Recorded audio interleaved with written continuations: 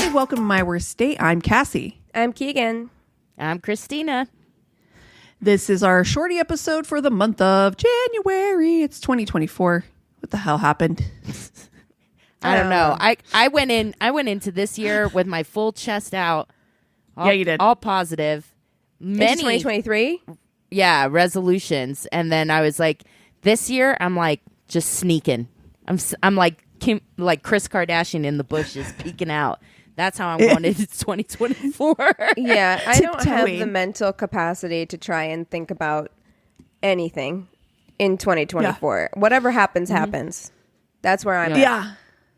It is what it is. Honestly, totally get it. I, on the other hand, have taken the Christina route, apparently, because I am, as we've talked about in the past episodes, moving to Germany later this month. So I apparently am like, just jump out, hope the parachute opens. So we'll see. There we go. Man, I'll tell you, like, I'm in a real Jesus take the wheel kind of place. So am I. Look, I can't. I don't have it in me. When I tell you I don't have it in me, like whatever is going to happen is going to happen. I'm giving over control to the universe. Woo, you know, like I really feel like trying to manage my life hasn't worked. I'm not good at it, clearly. So somebody wiser, some older, wiser being needs to take charge. That's where I'm at. Yeah. Just come in and take this, please. Yeah. I think I understand that. I would give anything to have an EA. Truly. Truly. I can't wait. I wish the AI was just a little bit better right now to be like an actual like executive assistant. That would be great. Where's my Rosie the robot? Was that? Thank you. Jetsons we were thing? promised things. We were promised things that have not delivered. And I, for one, am pissed off that there's no flying cars still. So I don't. We're not responsible enough for flying cars. We aren't. We've proven that many times. Like, as human beings, we don't deserve flying cars. We don't. I'd settle for, like, adequate reproductive rights. That would be great. That's what I think we were promised that we were not delivered on. Like, speaking the truth. You win. Yep. You win. Yep. Oh. Oh, my gosh. So crazy. So what's going on in the world these days? What do we want to chit-chat about before we get into these damn stories? We've come out of a holiday hole. I left my house maybe 3 times in the week between Christmas and New Year's. So I just been watching a lot of baking shows and disconnecting from the world. So I got to tell you, I don't know who's dating who. I don't know who broke up with who. I have not a clue. No knowledge of what is going on outside of TikTok. The only thing that pierced me was the Simone Biles' husband. Absolutely. And listen, that is still relevant. That happened over a week ago, and it is still relevant our time and our timeline right now. Whether or not it will still be relevant when this episode comes out, I don't know, but I think we can still talk about it because I really feel like everybody has thoughts, and it's all the same thought. It's all the same series of thoughts. I think it is too. About what this man. Is his name? You know what? I know it now, but it took a lot of like hammering it Josh? in. Was it Jonathan? Like Josh or John?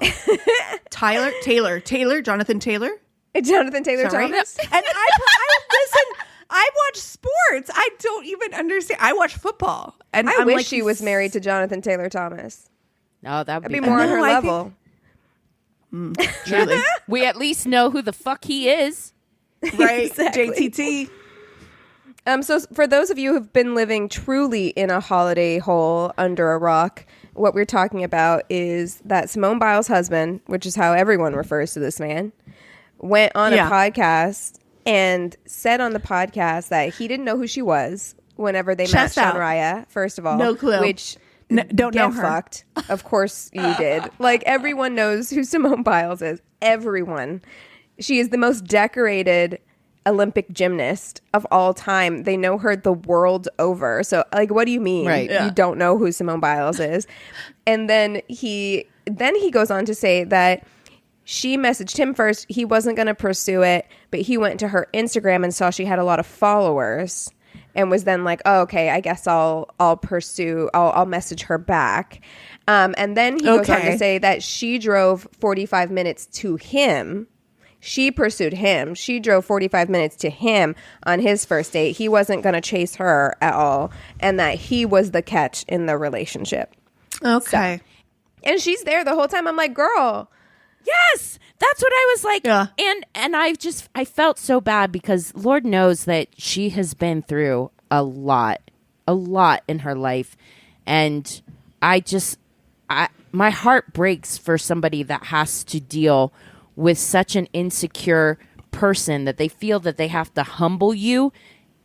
You know what I mean? Like any relationship you should be in, that person should be your fucking number one fan, hero, biggest cheerleader. Exactly. Nobody deserves to have that at all. But especially somebody, and I think that because she is so accomplished, that's so threatening to those types of men. You don't need to be with a high achieving woman then. Nobody told you to be with Simone Biles. If it was that big of an inconvenience, if you were that unattracted, because that really is kind of like the vibe that he's putting out, is like, this wasn't my normal type. I saw her picture. She's not my normal type. She's not who I would normally go for in a relationship, but she had a bunch of followers. So I decided to throw her a bone, give it a shot. Throw her a bone. This motherfucker right here. Okay. Like, sir,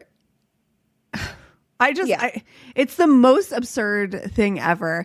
I literally, I love the comments. Like people are posting like people have so many TikToks, but in the comment section, like I saw one who was like, some person was like, you'd have to be Amish to not know who Simone Biles is. And this person was like, actually I'm Amish and I totally know who Simone Biles is. Yeah. So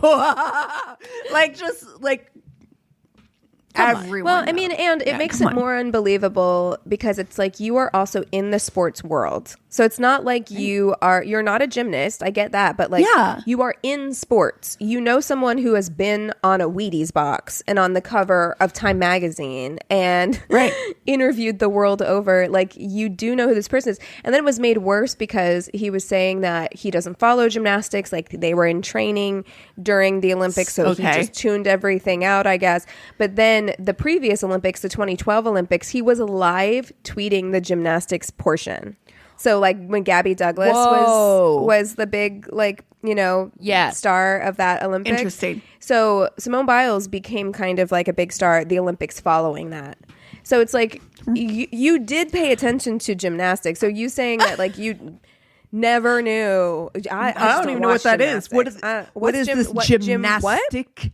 Gymnastics. I've never heard of it. And then she is that how am I pronouncing it right? She got on whatever that like end of the year like recap show is that like Kevin Hart and Kenan Thompson do together. Mm-hmm. And she got on that and they were kind of like teasing her about this whole situation and talking about it and saying like, well, do you guys ever talk about who's the better athlete in your house? And she said that they were no longer allowed to have that conversation. They were because it ends up in a fight whenever they talk about it. Fucking face. Who's the better athlete? The one whose name we fucking know. The Olympian. The Olympian. Because what she said was like, well, we're both really good at our respective sports. Which I'm like, all right, sure. But like, let's get real. You know, and also it just made me very sad that this is your life. You are an Olympic gymnast. And this is his life too. He, I'm sure, has worked hard to get into the NFL. It's no small feat to get into the NFL. The fact that you are married to someone that you can't share, you can't even have a conversation about your like passion, your job without it turning into an argument. That is an insecure person. I don't love it. I mean, look, a lot of people, there are people on the internet who are like, y'all are just hating. She says she's happy, whatever. And I'm like, if she's happy, fine. I'm glad she's happy. But on the outside looking in, you don't look good, girl. Those are red flags that I would definitely react to. So, you know, here's hoping, you know, But yeah, we would have a strong conversation afterwards for sure, if nothing else. Yeah. Yeah. Ugh. She also wore a necklace on that Keenan and Kevin show that said Owens on it. She's like, I need people to recognize my. Wait, that's his last name? Yes. Oh, I swear to God, gun to my head, I would have no clue. I swear to you. I swear to you. I think she really can do better. Thought, obviously. Yeah, 100%. Yeah. Yeah. Clearly. Yeah. Without a doubt. Yeah. That's my vote. Anyways, let's hop into more bad decisions. Bad dates. Who wants to kick us off? I can start. You Go want me to for start? it. Yeah. Great. All right. A man told me, quote, I won't be drinking alcohol anymore when we date on the first date. That was a little much. If he were sober, I would totally be respectful, but he wasn't. He just thought girls got slutty when they drank, and he didn't trust it. Whoa. Okay, so sorry. I think I misunderstood when you first said that. So he told her that she was not allowed to drink anymore when they dated. That's right. First of all, if you're going to come in hot telling me what to do, we're not dating, period. No, we're done. Yeah. Just coming in hot, like, you're not going to be if we're dating, you're not going to be drinking. First of all, no one tells me what I can and can't do. I'm an adult. At all. I'm a grown-ass adult. I do what I do, and if you don't like it, you can get the fuck out. Yeah. And I like what she said, which was like, okay, if that person's sober, I can totally understand, like, respecting those boundaries or whatever. And then being like, I really, it's hard for me to be with somebody who drinks. Great. Then I can make a decision whether I want to be with you because, whether that's an important factor in my life where I'm at the time, if it's, something I enjoy doing and want to continue to do. No, but he was like misogyny. Exactly. Yeah. And Cass, the way you said that is exactly right. Like, everyone is allowed to set expectations and set boundaries in relationships, but there's a difference between saying, hey, my sobriety is really important to me. It's really difficult for me to be around people who drink. So just so you know, this is a boundary that I've set up for myself, that I can't date people who drink. So if that's going to be an issue for you, then we should just go our separate ways. That's a respectful way to say that. Going in and saying, when we date, you won't be drinking. Sir. Yeah, that's not a boundary. That's a Jonah Hill. Yes. Exactly. The way I would drink so much more. Your boundaries are not rules for me. Your boundaries are rules for yourself. Are rules for you. Are rules for you. Yeah. Yes. Exactly. Okay, I can go next if you'd like. Cool. Sounds good. We had turned up to a pizza restaurant. We ordered and sat down. Within the first 5 minutes, my ex-girlfriend walks in. She sits down beside me and looks at the girl opposite me, looked her square in the eyes, and said, "You can date him, but no, I love him." Oh, the girl. No. The girl got up, didn't say a word to either of us, and left. Yeah, that's mess. Yeah, I don't want to be involved. She followed you here, clearly. Sort that out. She followed you here. Mm-hmm, mm-hmm. Get your house in order. I don't want any part of this. I don't need a fatal attraction situation on my hands. No, ma'am. No. Oh, my goodness. All right. Here's one for you that I love just because it involves friendship. So... Last night, my husband and I were getting a little busy. We got a little adventurous and used a toy. And when we were done, I put it on the hall bathroom counter to clean the next morning. No. That morning... No. We both got caught up with chores and forgot about the prop languishing in the bathroom. A couple hours ago, a really good family friend texted asking if she could come by to pick up something from our house. She came over, we were chatting, and she asked to use the bathroom. Without realizing my grave error, I said yes. No! To her credit, she said nothing after she came back downstairs, but I realized what had happened before she even went home. Never have I chucked something under the sink so quickly in my life. She already saw casual. it, babe. Yeah. You can't unwind that. acting casual afterwards, like she didn't just see my dirty used fake dong square in the middle of the bathroom counter. It was one of the most difficult things I've done in a long time. Oh no! Could you fucking imagine coming over to one of our houses and like, hey, can I use the restroom real quick? I would listen. die. I would understand. I would understand. Like we've had enough conversations at this point. Mine, though, like, I would. You know, if it was mine, I would fucking die. You have to own it. You just have to own it at that point. You got to be like, look, I forgot it was in there. You know, people have needs. I don't know what to tell you. Oh, wow. Exactly. I'm moving to Germany. Exactly. Out of here. Amazing. Oh my God. Oh my God. Okay. I went on a blind date where the restaurant caught fire. I slammed her foot in the car door, breaking 2 bones. When your blind date ends up in the ER, you're going home alone. Yeah. Oh, done and dusted. Could you imagine the calamity? Catastrophe. Yeah. I've never had my foot slammed in a door before. Fingers, I've had my hand slammed in a door. Yes. Never a foot. Yeah, I've had a foot and broke 2 bones. That's a hell of a slam. Well, and also, like, broken foot bones, that sucks, dude. You're like, oof. Is he paying? He's paying for her medical bills. Yeah?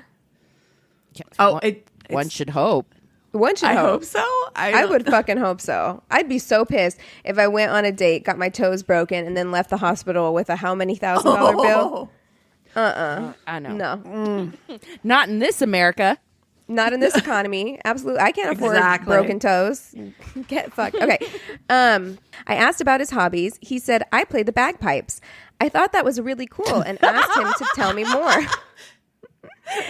So he random. Okay. He says, are you sure? I said, yes. He proceeds to go on about bagpipes for the rest of the night. How he felt playing the bagpipes was the calling in his life. How he needed to carry his grandfather's legacy, who also played the bagpipes. How his dream was to play the bagpipes for the Queen. His favorite brand of bagpipes. The anatomy of bagpipes. Every topic was somehow turned back to bagpipes. To be fair, I did tell him yes in telling me more. I hope he is doing well and found someone just as passionate about bagpipes. There's actually, when I used to go like running on Santa Monica, there's a corner, Santa Monica and Crescent Heights, where there's always a woman out there practicing bagpipes. You've told us that before because this is not the first bagpipe related story we've had. Because you remember that one. That one was, I remember that story. That was the story where like she was moving or something and she had like just moved into a new house and he stayed the weekend, packed his bagpipes, took them on the train and she got home from work because he just like stayed the whole weekend and it was just like bagpipes blaring through the fucking neighborhood. Listen, I love a passion. Right. I love having a passion. I love having a skill. I think that those things are important to your life. I know that for my life, 24-hour bagpipes is not going to work for me and my lifestyle.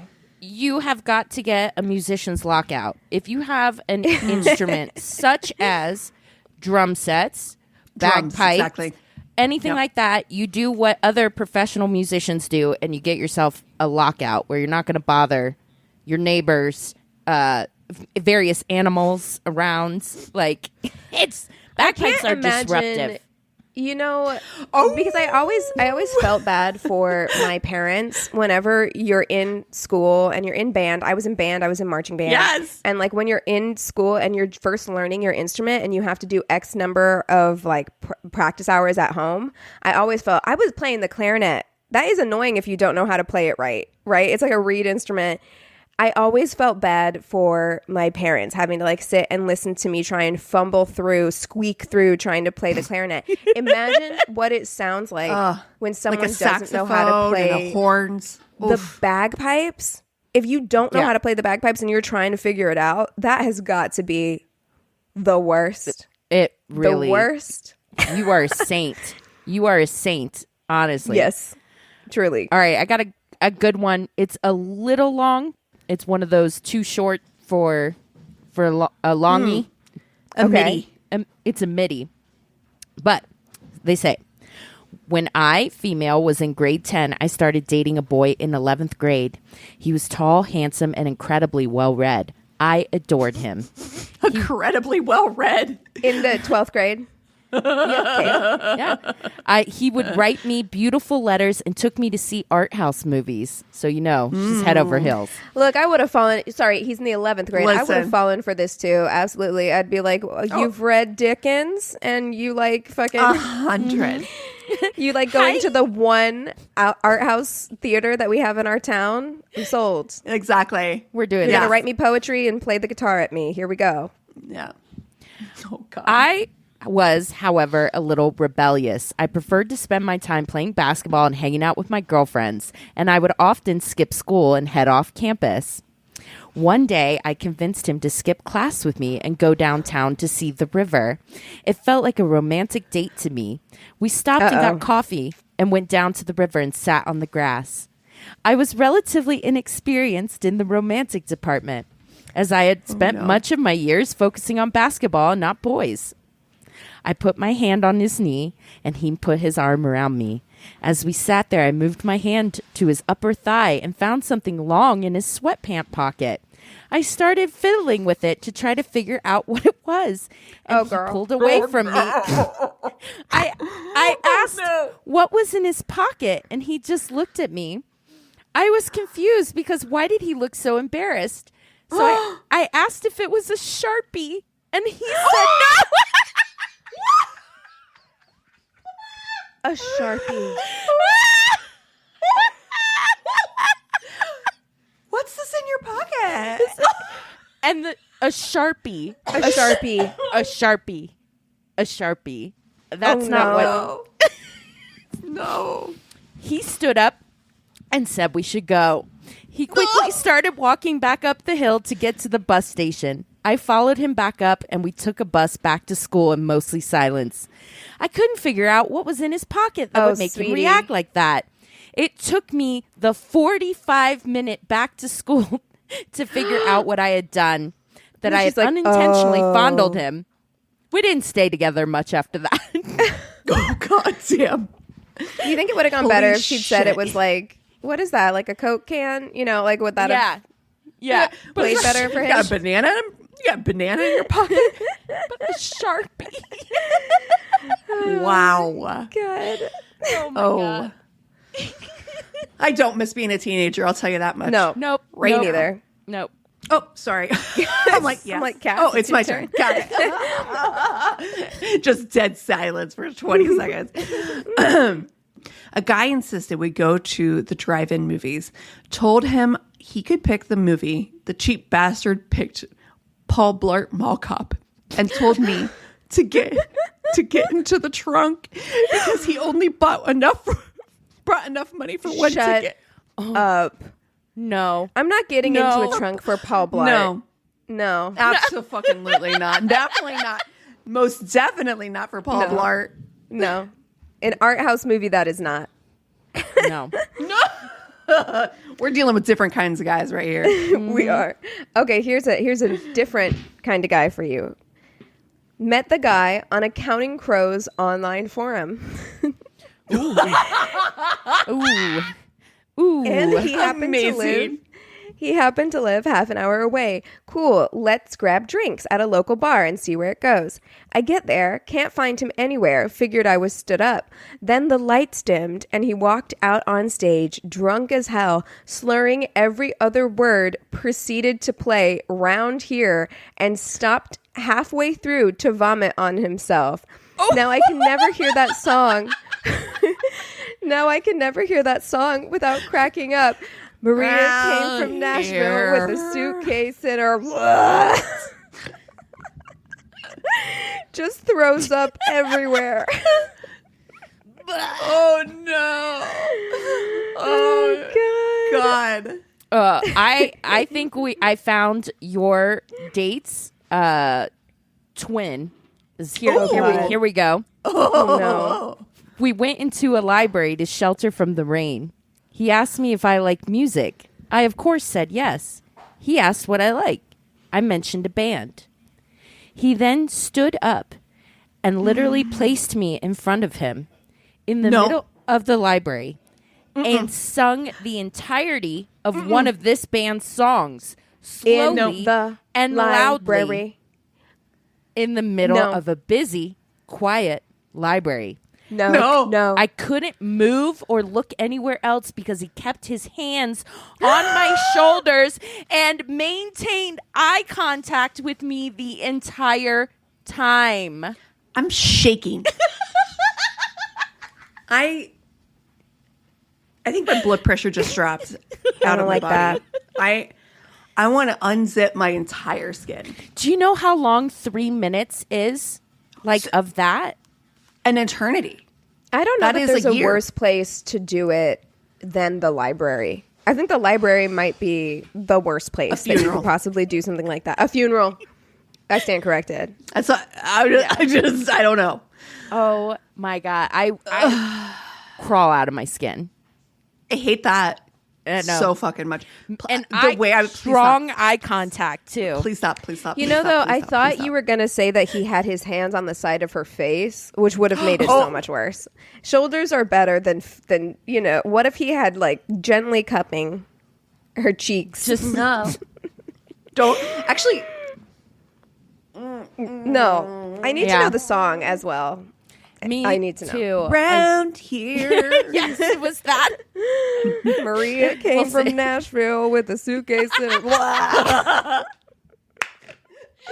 Oh my God. Wow. Wowie, wow. Well, hey, if you guys have a story, be it short or long, if you want to just reach out and say hello, if you want to wish us a happy new year, go to our one-stop shop of a website. It's myworstdatepodcast.com, and we love you so much. Cheers.